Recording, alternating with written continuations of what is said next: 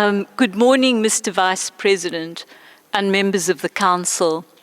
On behalf of the Commission, I present our 9th report to the Council, joined by my colleagues Bania Farco and Carlos Castrosana Fernandez.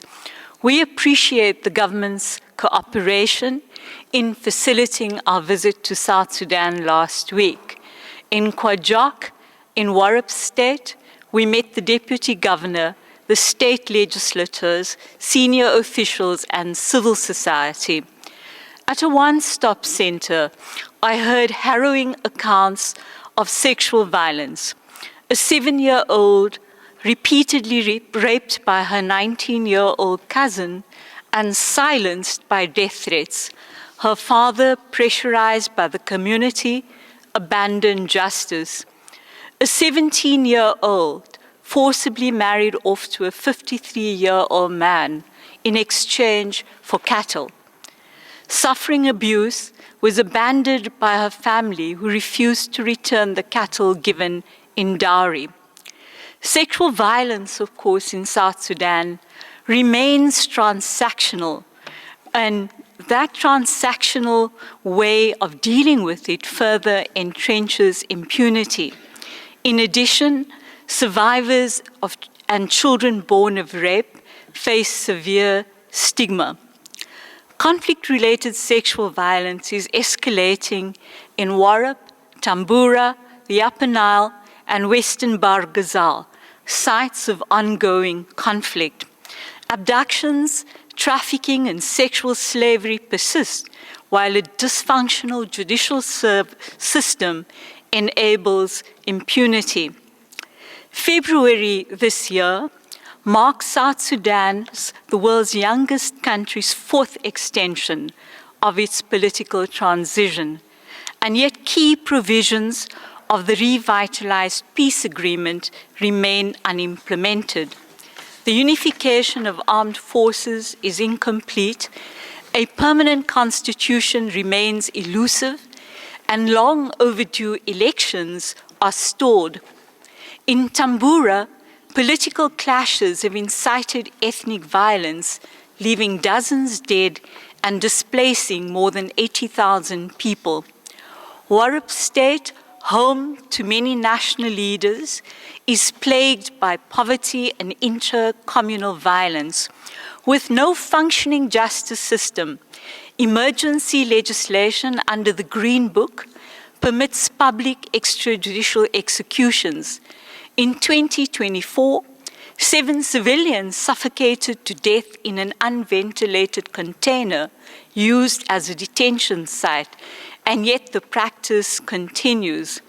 Governors and local authorities act as judges and executioners, fueling fear and lawlessness. The national government has failed to rein in the National Security Service, and despite promises, sections 54 and 55 of the National Security Service law enabling unlawful detentions remains intact. The ongoing conflict in 6 of South Sudan's 10 states threatens stability and the fragile peace agreement.